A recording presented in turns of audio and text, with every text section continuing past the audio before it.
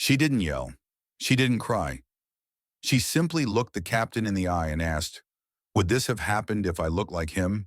And in that moment, 30,000 feet above the ground, the entire flight crew realized the seat switch wasn't just a mistake. It was a spotlight, and justice was already in motion. Hi everyone, today we're flying straight into a moment most travelers hope never lands on their itinerary, that sudden silent collision of entitlement and assumption that can shove you from a cherished bit of legroom into the tail cone faster than you can say boarding complete. This could happen to anyone, even you. So before we dive into the story, take a moment to like the video and subscribe, but only if you truly enjoy what I do here. And while you're at it, tell me in the comments where you're watching from and what time it is right now, because I love seeing our community light up across the map. Serena Caldwell had perspective in spades. 44 years old, 5'9" in low-profile sneakers, marathon-trained lungs, and disciplined enough to meet the dawn head-on every single day, she treated her routine like mission prep.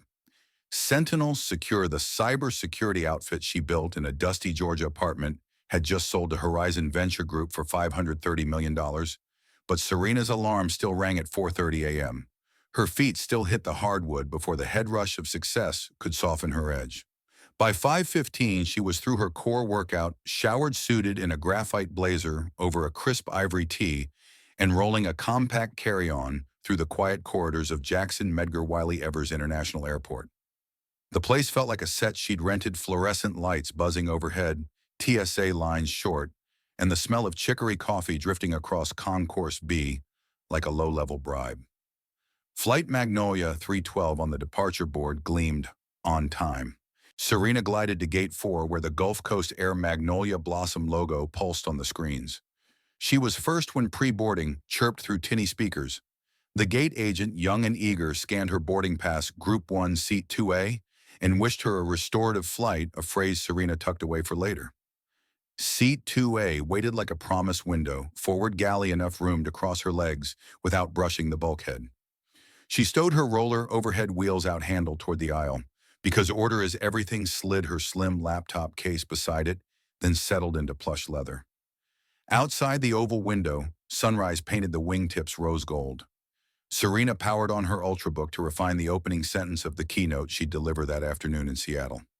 12 minutes later, as she adjusted the kerning on a slide, quoting Frederick Douglass, the cabin ambiance shifted. Linda Keene approached. Gulf Coast teal scarf knotted in a textbook triangle smile stretched just a half-inch too wide. "Ms. Caldwell, I'm terribly sorry, but there appears to be a seat assignment overlap," she announced. Serena's left brow lifted 1 millimeter. "I selected this seat when I booked." Linda's lashes fluttered like shutters in a storm. "Of course, and I apologize for the inconvenience, but Mr. Andrew Whitcomb, our platinum executive, must be seated here for weight balance." Serena counted a silent 2 beats. "Weight balance company protocol, ma'am." Behind Linda, a silver-haired man in an ivory cashmere coat waited without acknowledgement. Wall Street Journal folded under one arm, assumption worn like cologne. Serena considered options: escalate, acquiesce, or document. She tapped the record icon on her phone, the red dot tiny but potent, and said evenly, "If that's necessary, show me to my reassigned seat." Linda relaxed, mistaking grace for resignation, and guided Serena aft, past passengers whose eyes barely flicked up from screens. 26 Bravo Coach Center, just ahead of the lavatory, where the air always smelled faintly of chemical citrus. Compromise incarnate. Serena folded into the narrow space wedged between a teenager leaking bass lines through oversized headphones and a middle-aged man sneeze-coughing into a tissue. She thumbed the video to stand by and opened her email app. To Marcus Lang, Horizon's COO, Flight Magnolia 312. Downgraded from paid seat 2A to 26B without cause or equity? Please advise. Sent at 6:03 a.m. A read receipt pinged back instantly. Marcus never slept past sunrise either. Next, Serena texted her executive assistant Maya Trujillo standard playbook. Ripple, don't splash. Translation: issue a single cryptic tweet, factual, but oblique enough to ignite curiosity. Maya's post launched at 6:07. Imagine building a company from scratch, selling it for $500 million, but still getting bumped from your first-class seat. Happens more often than you'd think. No names, no tags, justice rarely needs exact coordinates. Curiosity does the rest. Boarding finished, cabin lights dimmed to twilight blue safety. Demo rolled. Serena watched Linda secure the galley cart and Mr. Whitcomb settle into 2A with the satisfaction of someone claiming ancestral land. He never glanced back. At 6:18, wheels left Mississippi asphalt, and with them, any hope the incident would vanish in jet wash. In Houston, PR, Chief Eleanor Bishop's phone buzzed on a marble countertop. Reading Maya's tweet, she frowned, dialed Marcus, and set in motion a corporate earthquake. Pull passenger manifest crew IDs, seat override logs, and if protocol held body cam footage from boarding. Row 26 rattled. Serena felt the jet's vibration in her sneakers like an organ's low note. She knew Gulf Coast's onboard Wi-Fi would ping Horizon's audit servers 20 minutes after takeoff, feeding telemetry that included her own email address, flagged irregular seating change. Months earlier, she had embedded a watchdog script within Sentinel's Secure's demo app Habit. It would copy the seating log and forward it to Marcus's secure folder. As clouds swallowed first light, Serena closed her eyes. Anger is a flame. Calculation is a fuse. She pictured the Seattle stage, the LED wall, the hush, when she'd tell 300 executives that a firewall is simply a filter, allowing truth through and refusing everything else. Somewhere in row 24, the teenager's playlist switched to a mournful guitar riff, and Serena felt the cabin shift from complacent to combustible, even before the tablets up front began to ping. The first ping brushed the cockpit door like a pebble against stained glass. Soft crystalline, yet heavy with the threat of shatter, and the vibration rippled through the narrow fuselage until every Gulf Coast air tablet from jump seat to beverage cart flashed the same cobalt banner. Operations Alert Contact Dispatch. Even in row 26B, Serena felt it. A hush rolled forward, dampening plastic cup clinks and overhead bin sighs the way a sudden eclipse stills birds. Lead attendant Linda Keene, who moments earlier had been extolling the tannins in Gulf Coast's house Pinot, to Mr. Whitcomb poured a splash of ginger ale, but missed the rim amber fizz seeping into white linen like spilled secrets. She blotted it, hands now trembling. In the cockpit, Captain Joel Raines acknowledged dispatch, listened, and his shoulders sagged as though air had leaked from his epaulets. No turbulence shook the cabin. The shiver was digital, an invisible storm riding Wi-Fi. 35,000 feet below, inside Horizon Venture Group's glass tower on Houston's West Loop, a Slack channel named Ops Sentinel ignited crimson. The watchdog code Serena herself had written triggers whenever a Sentinel secure executive seat is altered without proper authorization. It bundles gate video timing data and override codes, then routes them through the airline's Ku-band satellite link straight into Horizon servers. Serena, wedged between booming headphone bass and a bronchial cough, closed her eyes and counted her breaths in fours, letting the fuse burn unseen. She knew the script was already stripping, metadata flagging seat 2A sold at $1, $672 one-way passenger, Caldwell Serena loyalty code PPS purchased not upgraded, and mapping it against a manifest that now placed her in 26B. Every mismatch would be highlighted scarlet. By the time the beverage cart clattered past again, the dossier would sit in Marcus Lang's inbox, every timestamp, a nail ready for corporate hammering. She sipped lukewarm water and waited for the altitude to do its clarifying work. In Houston, the detonation grew louder by the second. PR Chief Eleanor Bishop, who could normally negotiate hostile interviews without a bead of sweat, kicked off her stilettos, grabbed a red expo marker, and started writing names across a 12-foot glass wall. Keene, Raines, Baxter, Combs, Whitcomb. On her monitor, the Ops Sentinel feed stitched together gate footage, Serena placing her carry-on overhead, Linda citing weight balance without touching a single form, Whitcomb sliding into 2A like a man stepping onto ancestral land.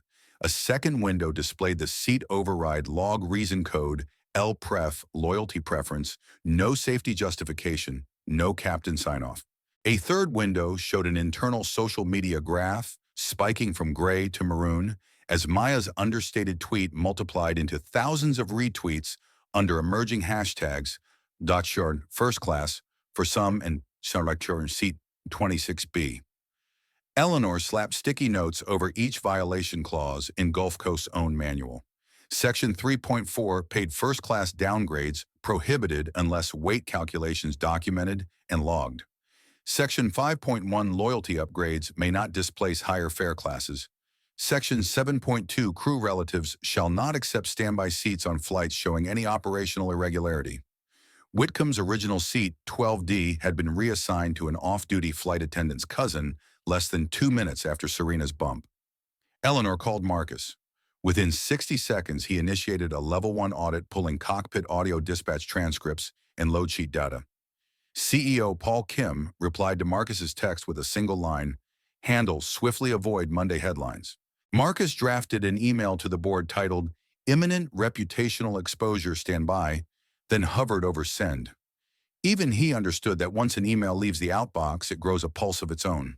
For now, containment. Back on board, the atmosphere thickened as though the pressurization pump had slipped a gear. Linda reappeared at row 26, teal scarf askew, tablet, clutched like a subpoena.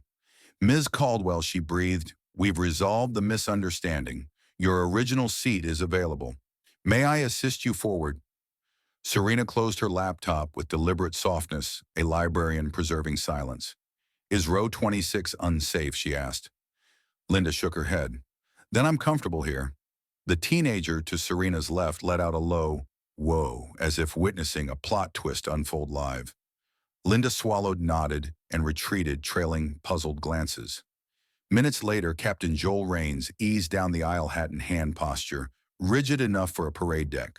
He crouched beside Serena's seat, voice pitched for privacy, yet audible to anyone within 3 rows. "Ms. Caldwell, on behalf of Gulf Coast Air, I extend my sincerest apology. The seat change does not reflect our values and will be corrected immediately." Serena regarded him as though evaluating beta software. "Tell me, Captain, would the same request have been made if I looked like Mr. Whitcomb?" Rains blinked suddenly, recalling every diversity module he'd skimmed. I can't say, ma'am."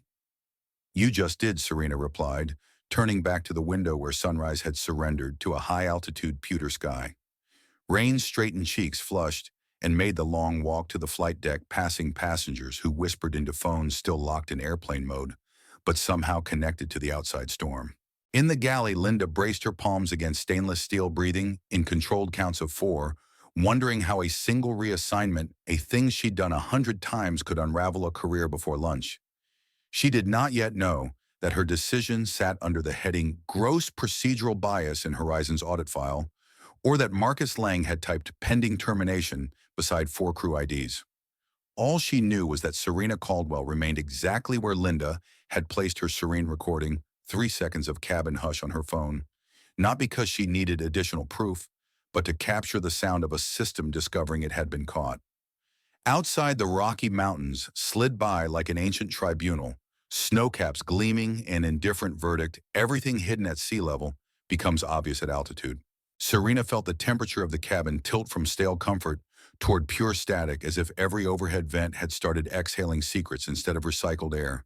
And she knew the second wave of fallout was cresting when a hushed argument erupted just ahead of row 23.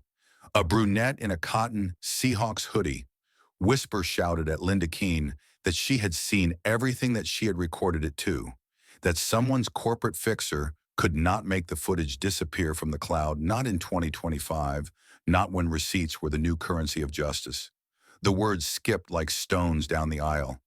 And soon 2 gray-haired sisters from Biloxi, who were traveling for their grandniece's wedding, began clucking outrage, asking aloud if discrimination had a mileage program of its own. Serena remained silent, yet every passenger's rising pitch seemed to orbit her composure like debris circling a calm planet. Somewhere over Idaho, Captain Joel Rains left the cockpit again, this time, flanked by First Officer Dana Blake, who carried a clipboard bearing Gulf Coast Air letterhead and a pair of apology vouchers, trembling as if they knew they were worthless. Rains crouched but did not meet Serena's eyes. Instead, he read from the page. Voice brittle Gulf Coast Air. Sincerely regrets any discomfort caused by the earlier seating confusion and is pleased to offer a refund and 2 complimentary domestic round-trip certificates. Serena waited 3 full seconds, let the offer hang like cheap perfume, then asked, "Captain, are those vouchers addressed to the individuals who need retraining, or to me?" He swallowed, unsure whether to retreat or stand his ground, and the silence behind him grew carnivorous. Passengers tilted phones to record. Serena spoke softer now, the volume of a lullaby, yet edged like flint. You know my name, Captain. But have you asked yourself why your system didn't flag me as the person who lately saved your parent company from $1 billion data leak? Ask your tablet for Sentinel Secure. Rains blanched as though recognizing a ghost on the manifest because a fresh alert had pinged moments earlier. Passenger is corporate priority. Handle with extreme care. He stiffened, pivoted, and left without another syllable, forgetting the clipboard in Blake's grip. The first officer, cheeks flaming, followed. The teenager beside Serena slid off one ear cup and breathed. That was savage, then raised his fist for a silent bump that Serena met with a gentle tap before returning to her screen. At Horizon headquarters, Eleanor Bishop watched the live seat map as crimson dots, audit flags spread from rows 1 to 12, marking each lapse. Whitcomb's unauthorized upgrade, a junior attendant, signing off on a safety excuse that never existed. Linda's deletion of a digital log that Sentinel Code still captured. Marcus Lang dialed the Gulf Coast Operations Center, and eyes on the clock barked, "Crew must be confined to the aircraft on arrival badges disabled. Security 2 will meet at gate N12, then typed a short Slack message, team, the story hits pulse level in 30. Contain visual assets prep statement, we will not tolerate inequity at any altitude." In the cabin, Serena opened a new email draft titled Pattern Recognition and wrote to herself 3 phrases for the Seattle keynote. Bias isn't a glitch, it's legacy code. Silence is the favorite seat of privilege. Correction without accountability is just choreography. She saved, encrypted, closed the lid. The man in the cough-scarred blazer coughed again, apologized, and offered Serena the aisle seat to give her space. She thanked him but remained centered, determined to let the discomfort stay where policy had placed it. Over the intercom, Rains announced, voice strained but steady, that, due to unexpected communication with company operations, there would be limited cabin service. The galley curtains were drawn, the clink of service carts disappeared, leaving passengers with an eerie vacuum of hospitality that magnified every whispered theory about what Serena really did for a living. A retired chemistry teacher in row 27 leaned forward and asked Serena in a breathy stage whisper whether she was a federal marshal or maybe one of those undercover airline reviewers she'd read about. Serena smiled gently and replied that she was simply someone who preferred receipts to rumors. In Houston, Paul Kim, unable to ignore the Slack storm, summoned the board to an emergency video call, urging cameras on despite pre-dawn hair. He shared an annotated timeline that ended with an arrow labeled ETA 67 minutes, gate N12, SFO resolve or escalate. They voted unanimously to accept Marcus's remediation plan, full suspension of crew, face-to-face apology, immediate policy overhaul. Back at 37,000 feet, Serena's watch vibrated with Maya's secure ping.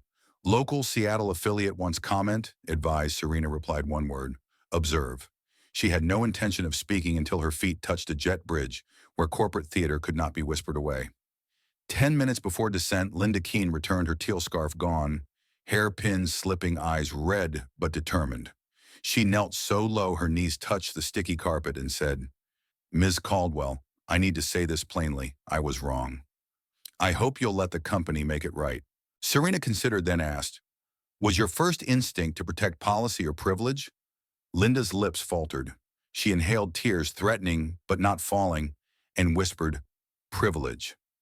"Then use that admission as your boarding pass for change," Serena said, turning her gaze toward the Cascade Range, now cresting beneath the scattered clouds. Seatbelt chimes sang. The cabin tilted earthward. And while the wheels deployed, so did Serena's quiet conclusion that consequences had already cleared to land long before the aircraft. In row 2, Whitcomb pressed his call button, oblivious to the maelstrom behind him, asking for another bourbon. No one answered. As touchdown thumped through the fuselage like a final gavel, Serena exhaled slowly, ready for the jet bridge where brand new rules of engagement waited with clipboards and camera phones. As the wheels of Magnolia 312 kissed the runway at Seattle-Tacoma International Airport, Serena Caldwell sat motionless, the cabin's low roar dimming into an expectant hush, like a courtroom awaiting its verdict. She unbuckled her belt only after the flight attendant's practiced chime and let her posture unfurl, mindful of the ripple effects her quiet resolve had already sent through 30 rows of seats. Passengers around her rose with a collective exhale, eyes bright with the knowledge they'd witnessed more than a simple service failure. Down the jet bridge, two stern figures in Horizon Venture Group livery, no name tags, black suits tailored to disciplined edges, earpieces looping like silent sentinels awaited her at gate N12, badges already deactivated, clear authority resting in their crisp nods. Serena rose, deliberately smoothing the graphite blazer that had traded first-class elegance for coach row discomfort, and stepped into the fluorescent tunnel, aware of every pair of shoes clicking behind her, every smartphone camera lifting discreetly from pockets and purses. Terminal 3 blurred past duty-free shops and early commuters. She walked with the measured stride of someone who had spent her life reclaiming space. At the Gulf Coast Air Executive Lounge, tinted glass doors swung open to reveal high-backed chairs clustered around low walnut tables, a buffet of artisanal pastries arranged under cloches, and at the far end, Horizon's COO Marcus Lang, standing in front of a panorama window overlooking runway echoes. He straightened tie and shoulders as Serena entered, offering a rehearsed smile that softened when he saw the red-stained determination in her eyes, the same steel edge she displayed at 26 Bravo. He gestured to an empty seat, but Serena remained standing until he spoke. His voice carried across the room with diplomatic weight. Serena, on behalf of Horizon Venture Group and Gulf Coast Air, I want to extend my sincerest apologies. Our procedures failed you today, and that is unacceptable. She measured the apology against every time-stamped email and audit flag he would have read on the descent. An apology is a start, she said quietly, eyes fixed on the gleaming horizon outside, but it patches a symptom without curing the disease. Marcus nodded, stepping aside as two human resources executives presented a laminated suspension notice. Effective immediately, all crew members involved in Flight 312 will be suspended pending termination proceedings. He paused to let the words settle. Serena inclined her head once, acknowledging the cost. Around them, the lounge's atmosphere shifted from corporate calm to silent curiosity. Executives murmured behind glass partitions. Phones glowed with live notifications of Black CEO bumped for elite passenger, Gulf Coast Air crew fired. A third woman, Horizon's newly appointed Director of Equity Initiatives, approached with a sleek leather portfolio and placed a single document on the table, a seat at the new Equity Oversight Task Force. We would be honored to have your guidance, she said. Serena glanced from the file to Marcus, then to the task force charter, outlining power balance audits and training module rewrites. In that moment, the dichotomy of offer and demand crystallized. She could join the system in reconstructing itself or stand apart and speak truth from beyond its walls. She closed her eyes for a heartbeat, recalling the ginger ale spilled, the teenagers, Woe Captain Rains's unanswered question, and Linda Keene's tearful admission. Opening her eyes, she said, I will not be your cleanup crew. I did not build this system, but I will speak to your leadership about its flaws. Marcus exhaled, relief and respect mingling in his expression. He leaned forward, voice earnest. Your keynote at our next summit, unfiltered on record, will be the starting point. Serena nodded once, decisive. She turned, eyes drifting to the horizon line, where clouds met concrete, then back to Marcus. I will speak, she confirmed, but only on the truth of what happened, so every corner of this company sees the harm it caused. Without another word, she collected her bag and exited the lounge with the same composed stride she had on the jet bridge this time, carrying not the weight of displacement, but the momentum of accountability. Behind her, the executive team exchanged glances. The apology had made headlines, but her terms would write the next chapter. Serena stepped into the terminal light as whispers trailed at her back, and somewhere above the Pacific Northwest, a demonstration of quiet power rose like smoke, visible long after the embers had cooled. 2 weeks later, Serena Caldwell stood alone on a circular stage beneath the vaulted ceiling of Horizon Venture Group's Leadership Summit in downtown Houston. No teleprompter, no podium, just a wireless mic in her palm and 400 senior executives seated in rows that fanned outward like ripples from a single drop. Behind her, a 15-foot screen remained blank by design. No bullet points, no charts, just silence. The kind that demanded focus. She didn't pace. She didn't project. She simply looked out over the crowd, met their gazes one at a time, and said, on a Tuesday morning, I was asked to leave the seat I had paid for seat 2A in first class so a man with a stronger loyalty profile could sit where I was sitting. No one asked if I was comfortable. No one verified my identity. They didn't need to. They thought they knew enough already. Her voice was steady, each pause deliberate, letting the weight of her words settle like falling dust. I didn't shout. I didn't post a video. I didn't demand anything. But I did remember. I remembered what it felt like to build something for over a decade. Sleepless nights, missed birthdays, postponed vacations, and to have someone in a polyester scarf suggest with a smile that maybe my presence was the error. A few heads in the audience bowed slightly. Others shifted in their seats. Serena continued. It wasn't the seat that mattered. It was what the seat represented, how easily we make assumptions about value, about belonging, and how often we mistake confidence for entitlement and quiet for insignificance. She let that hang in the air. That morning, I was just another black woman quietly succeeding, until I was quietly dismissed. The room was utterly still. What happened next is not just a story of corporate response.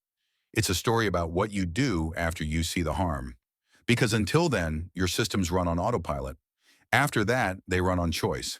A single nod from the front row. The PR chief. I've been asked to help you fix this, and I will on one condition, that we stop acting like incidents like mine are rare. They're not. They're just rarely caught by someone who knows how to record and respond with precision. Scattered murmurs now. Executives rethinking their own meetings, their gate encounters, their onboarding processes. Serena walked forward one step. Bias isn't always loud. Sometimes it sounds like policy. Sometimes it looks like loyalty perks. Sometimes it hides inside a smile. She inhaled slowly. You don't have to mean harm to cause it, but once you see the harm, that's when the real test begins. What you do next, that's your character. That's your company. The silence that followed was full of breath, full of weight. Then applause. Not a standing ovation. Not yet. But real grounded, uncoached applause. The kind that builds. The kind that means the message didn't just land, it resonated. After the session, 3 regional VPs requested copies of the speech transcript. One asked Serena to consult on restructuring hiring protocols. Another offered to partner on an internal audit of escalation procedures. She didn't say yes to everything. She didn't need to. Her presence had already shifted the atmosphere. She exited the building through a side corridor to avoid the buzz, her heels clicking softly against polished floors.